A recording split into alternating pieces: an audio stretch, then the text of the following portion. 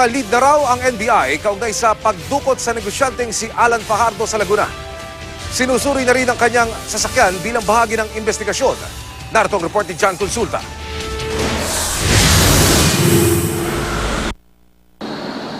Meron ng mga tinuturing na person of interest ng NBI kaugnay sa pagdukot sa negosyanteng si Alan Lumbres Fajardo.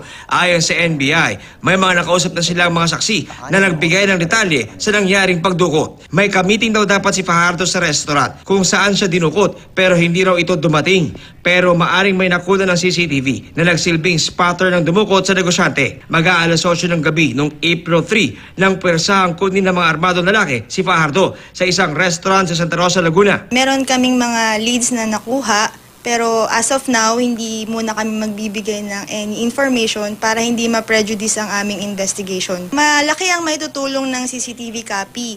Sa pamamagitan nito, malalaman natin kung may mahahagip tayong plaka or any personalities. Magsasagawa ang NBI ng forensic examination sa sasakyan para kunin ang mga naiwang fingerprints.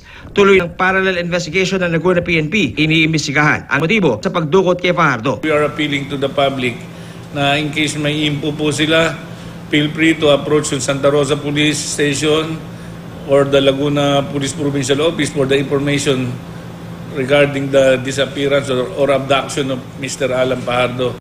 John Consulta, GMA News.